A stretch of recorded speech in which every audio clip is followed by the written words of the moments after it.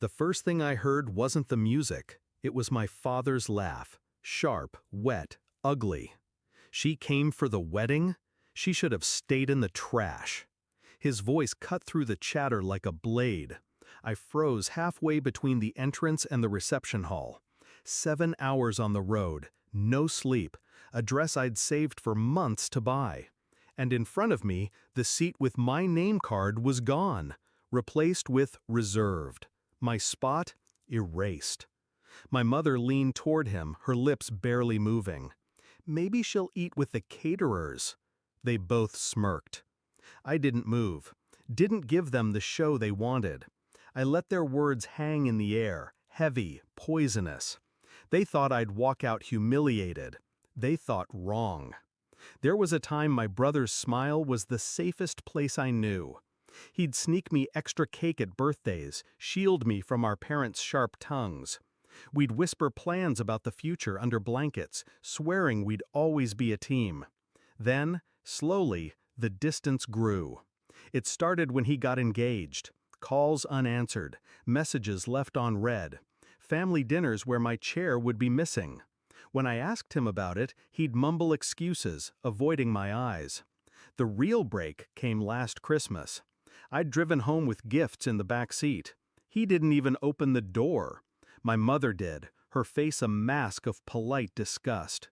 "He's busy," she said, taking the gifts and shutting me out into the cold.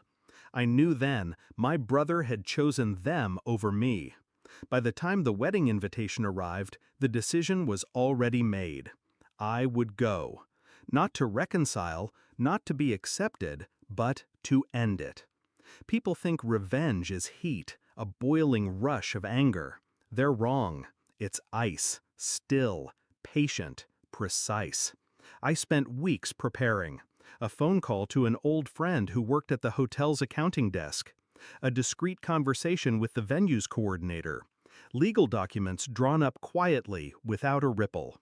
I made sure every move was invisible until it mattered. Back in the reception hall, I smiled. Walked right past the reserved table, straight to the head table.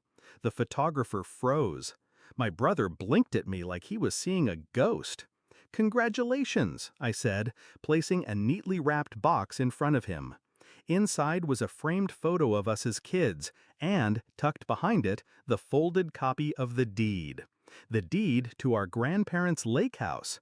The one they all thought my parents still owned. I had bought it, weeks ago, in cash. The venue coordinator appeared beside me, holding a clipboard. "Excuse me, could the parents of the groom please step outside to discuss payment issues?" Their confusion was delicious. My mother's brows knit, my father's smile faltered. The issue was that I had quietly covered the cost of the wedding in advance, in full, under my name. The contract stated that if any guest was removed without my consent, the payment was void, and my consent was conditional. They followed her out, hissing questions. The moment the door closed, I leaned in toward my brother. "You let them erase me," I said quietly. "Now I'm erasing them." His hands trembled. "What are you talking about?" "They won't be back. I've had security briefed. Tonight, they'll watch the wedding from the parking lot." He looked toward the doors. I almost felt sorry for him. Almost. When my parents returned, 2 security guards flanked them. The coordinator explained, cheerfully, that due to contract terms, they were now uninvited. My mother's voice cracked into shrill disbelief. My father tried to shove past. Both were escorted outside. I didn't watch them leave. I didn't need to. The weight I'd carried for years lifted with every step they took away from me. Dinner was served. My seat, at the head table, stayed empty for a while, just to let the absence speak.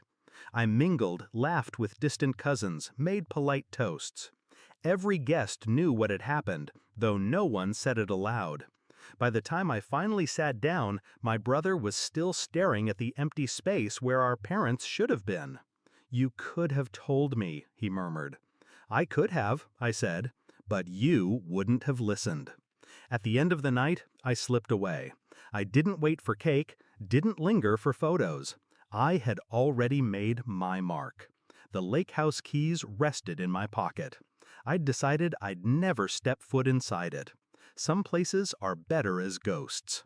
As I walked to my car, the cold air hit my lungs like a cleansing fire. I realized I wasn't angry anymore. I wasn't hurt. I was free. They had tried to make me feel small. Instead, I had made them disappear. And the best part? They never saw it coming.